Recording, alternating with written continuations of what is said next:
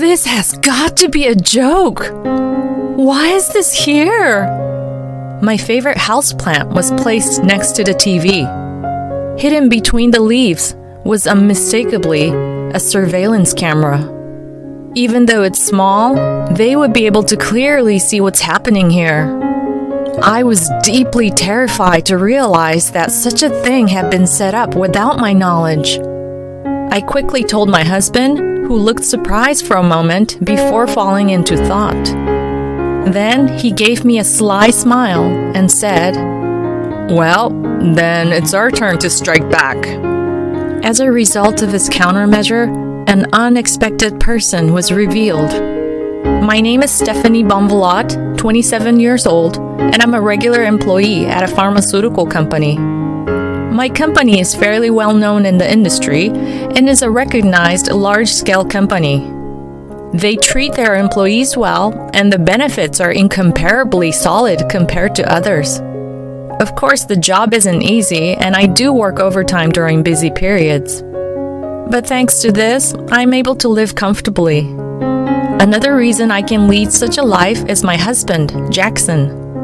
We got married a year ago.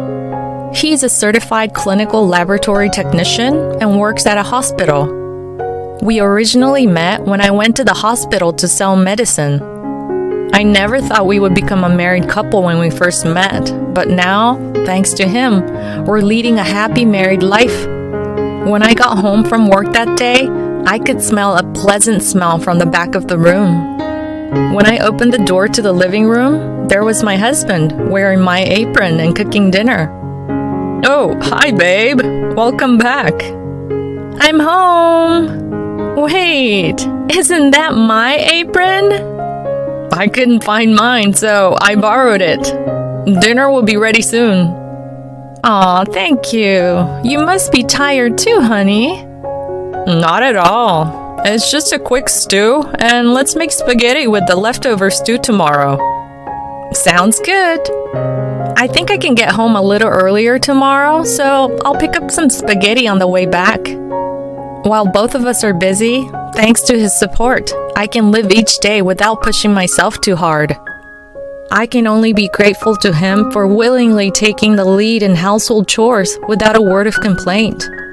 To an outsider, my married life might seem perfectly smooth. However, there was one issue that bothered me. It was my mother-in-law, Cynthia. She dotes on her only son, Jackson, and has apparently spoiled him to an extreme extent. According to my husband, she has never scolded him. Moreover, if he had a fight with a friend or brought a girlfriend home, Cynthia would be furious.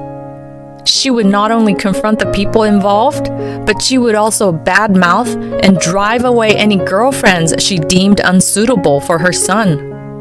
As a result, his social relationships weren't great, and he even contemplated running away from home when he was in middle school. After that, he studied hard in high school and entered a challenging national university in a rural area. He joined the medical department to become a laboratory technician, but the main reason seemed to be that he wanted to get away from his mother. That being said, since I was marrying him, I had to meet my in-laws. But at that time, I hadn't yet realized how strong Cynthia's attachment to her son was. The first time I witnessed it was when I visited her house to meet her and her husband. Contrary to the welcoming father-in-law Travis, Cynthia gave me a sharp, piercing look. Nice to meet you." She let out a big sigh upon hearing me speak. She then whispered to me, so as not to be heard by the joyous reunion of Jackson and his father, "Do you really think you can marry my son? He's highly educated and has a very good income. Yet, he's marrying someone ordinary like you, which is absolutely unacceptable. You must have coaxed him." I didn't do anything like that." "We'll see about that. I've heard that young women these days pretend to be pure-hearted, but are actually cunning." "I'm not like that." I just love him. I intended to clearly convey my feelings for her son, but apparently, saying that I loved him was a taboo phrase for her. As soon as I said it, she had a different look in her eyes and confronted me. Then, in a voice much lower than one would expect from her beautiful face, she said, "Stop it. You're just trying to get money from my son." I'm not thinking about that at all. I'll make sure to tell him. It's not that you love him, but you love his money, and that's why you're marrying him. Please stop. Overwhelmed by fear, I started crying. Jackson, who couldn't bear to see me cry, rushed over and glared at his mother. "Hey, what did you say to her, Mom?" "I didn't say anything. I just told her to be happy if she's getting married." "Then why is she crying?" "Maybe she's happy to be told such a thing by me, the mother of the man she loves." Is that true, Stephanie? When he asked me, I was at a loss for words, but I shouldn't provoke Cynthia any further. Reluctantly, I nodded slowly.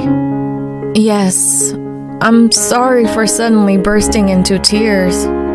Are you really okay? Yeah, I'm fine, thank you. If you say so. He looked worried, but there was no way I could tell him the truth. No matter how badly he thinks of his mother, as an outsider, I can't criticize my mother-in-law. Besides, I wanted to settle this as peacefully as possible. If I don't tell him about it here, she won't harass me any further. I had convinced myself of that. Our house and my in-laws' house are about a 30-minute drive apart. At the beginning of our marriage, Cynthia suggested that we live with them, but Jackson firmly refused. We would have preferred to live even farther away from his parents' house, but considering the commute to work, any greater distance would be inconvenient. Well, we should be okay if we're this far apart. But this was just the beginning. I suppose it's because we ignored her warnings and got married anyway. Cynthia started visiting our house on a regular basis. Weekdays, weekends, it didn't matter. Whenever she felt like it, she would come over and use the spare key under the doormat to let herself in. No matter how many times we talked to her, she didn't stop, which even Jackson was furious about. When we stopped leaving a spare key under the doormat, she started to make a scene in front of our house. "Open up! I know you're in there! Why won't you let me in when your family is here?" Her shouting echoed, and people from the neighborhood started to peek out. We were worried that if this continued, someone might call the police. So we always ended up opening the front door. Moreover, recently, for some reason, she started coming over when I was alone. Just the other day, she came over when Jackson happened to be away on a business trip. She rang the doorbell repeatedly, and reluctantly, I opened the front door, only for her to yell at me with a puzzled expression. "Hey, how long are you gonna keep me waiting?" "I'm sorry, I was just vacuuming." "I don't want to hear any excuses. Let me in right now." "Yes, come on in."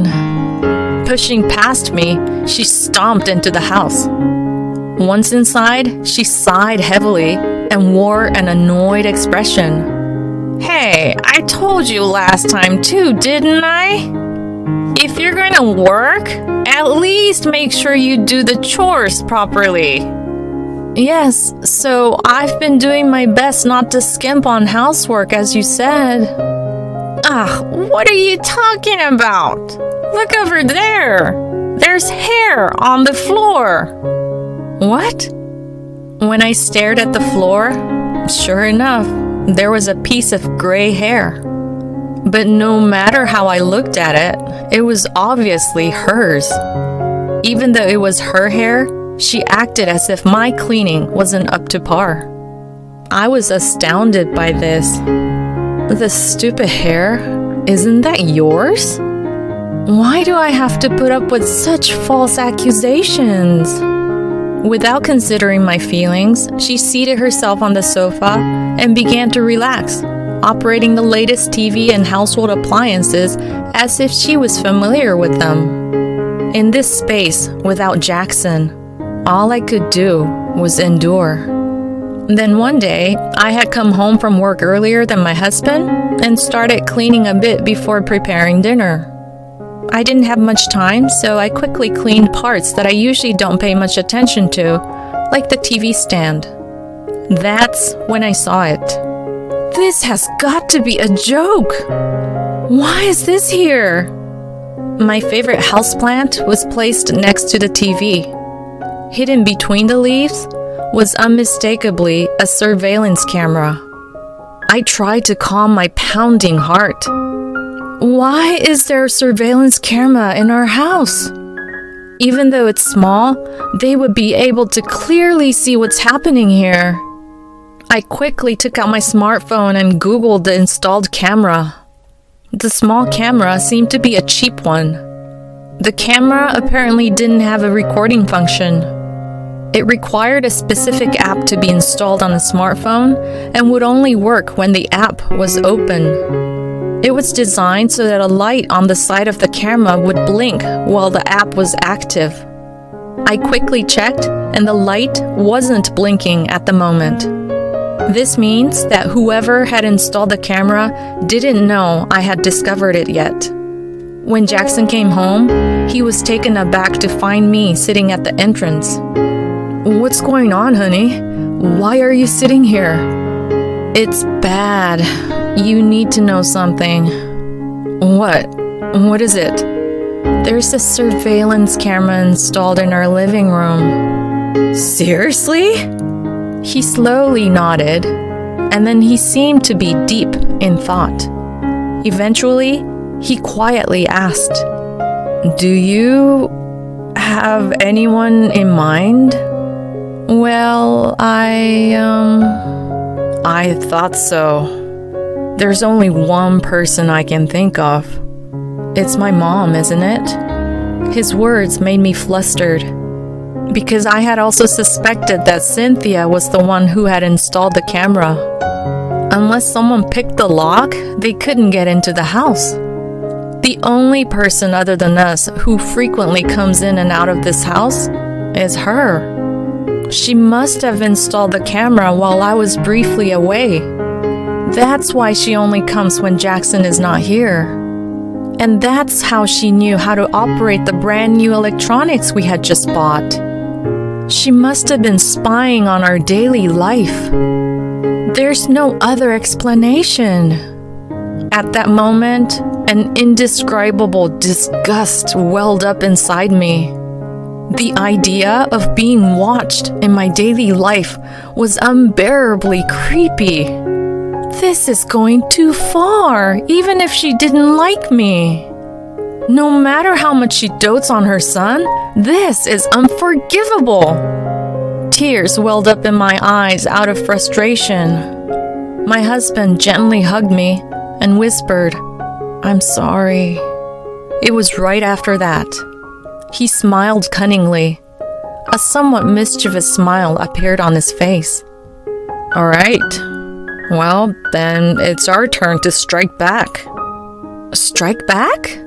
But how?" "If the surveillance camera doesn't work properly, she'll get anxious and come to fix it, right? We'll get her then." "But she always comes when I'm alone." "That's why we need to make it look like you're alone." I didn't understand what he meant, and when I asked him, he confidently replied, "I'll pretend to go out right in front of the camera." "Ah, I see." Once we decided on this, we checked to see if the camera was on and proceeded to execute our plan. We left the camera on and talked about his fake business trip.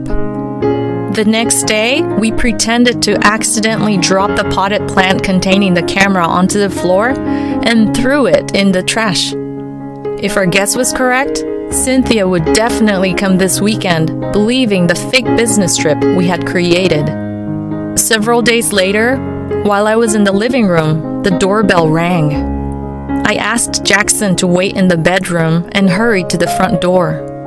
As expected, Cynthia was at the door when I opened it.